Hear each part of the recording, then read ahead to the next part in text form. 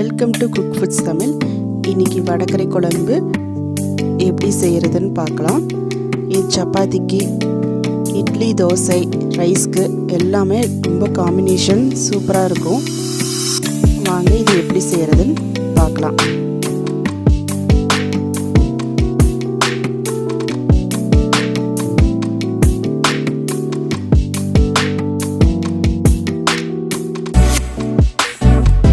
வானல்ல சோம்பு, ஏலக்காய், 3 பிரிஞ்சி இலை, 3 லவங்கம் இதெல்லாம் சேர்த்து நல்லா கொஞ்சம் வறுபடட்டுங்க.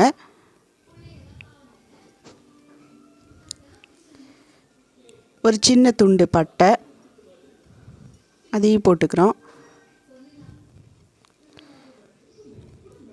இது ரொம்ப நல்லா வாசனையாக இருக்கும். அப்போ தான் இந்த குழம்பு நல்லா இப்போ ஒரு 3 பெரிய வெங்காயத்தை கட் பண்ணி இதில் சேர்த்துருக்கணும்.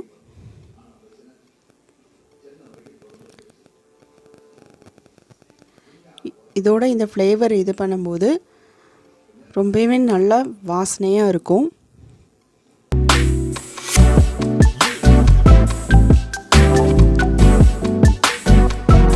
இது நல்லா ஒரு கண்ணாடி பதத்துக்கு வரட்டும்.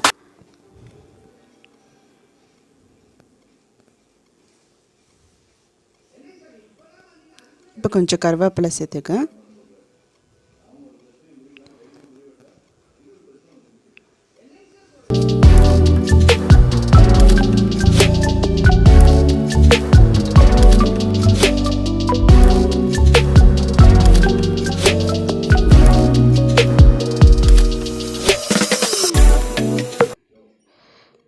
நல்லா வதங்கின பிறகு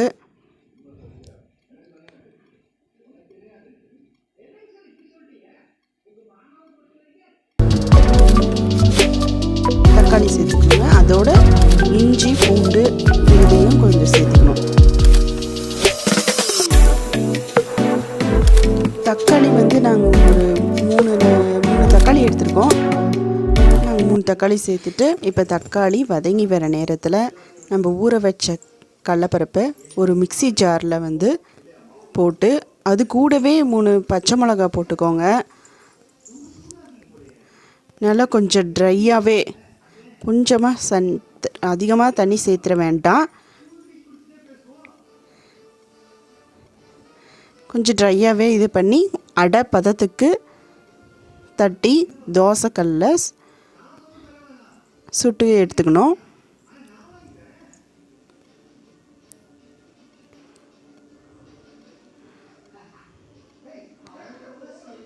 நாங்கள் இது எண்ணெயில் போட்டு பொரித்து ஆயில் இதுவாக இருக்குன்ட்டு இந்த மாதிரி செஞ்சும் பாருங்கள், நல்லா ஒரு டேஸ்ட்டு கிடைக்கும்.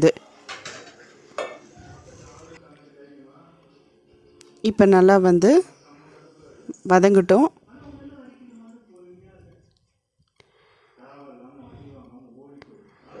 இப்போ அந்த சமயத்தில் நம்ம சுட்டு எடுத்த அடையை கொஞ்சமாக உதுத்துக்கலாம்.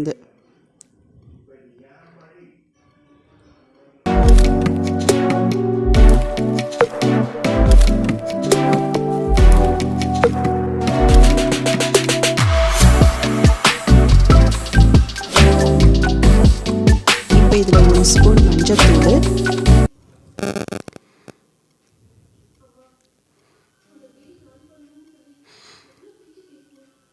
குழம்பு மிளகாய் தூள், கொஞ்சம் உப்பு, தேவையான அளவு உப்பு நல்லா போட்டு கிளறி விட்டுருங்க.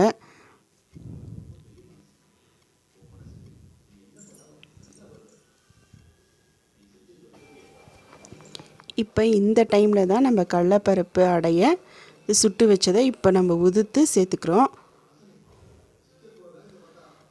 நல்லா சேர்த்த வாட்டி நல்லா கிளறி விடுங்க. அப்போ தான் இது ஒன்றோட ஒன்று நல்லா மிக்ஸ் ஆகும்.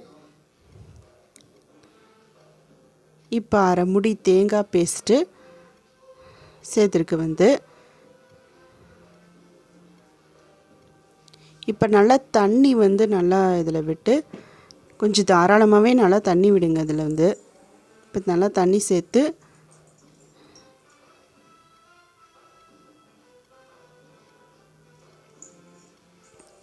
இது நல்லா கொதி வரட்டும்.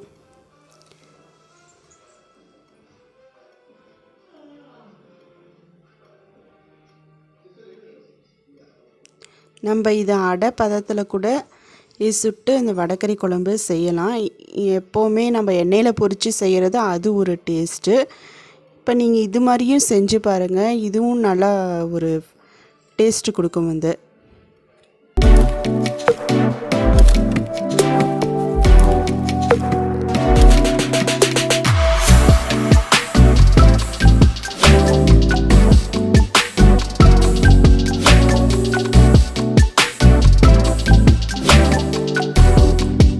நல்லா கொதி வரட்டும். இதனால திக்காகவே போய் நம்ம எவ்வளோ தண்ணி சேர்த்துனாலும் கொஞ்சம் திக்காக தான் இருக்கும். நல்லா கிரேவி மாதிரி வந்துடும். நம்ம வடகறி பதத்துக்கு நல்லா வந்துடும். நல்லா கொதிக்கட்டும். கொதித்த வாட்டி கொத்தமல்லி இலையை சேர்த்துக்கோங்க. இதில் அவ்வளோதாங்க, வடகறி குழம்பு தயாராகிடுச்சு. பிடிச்சிருந்தா நம்ம சேனலை லைக் பண்ணுங்கள், ஷேர் பண்ணுங்கள், கமெண்ட் பண்ணுங்கள், மறக்காமல் சப்ஸ்கிரைப் பண்ணுங்கள். தேங்க்யூ.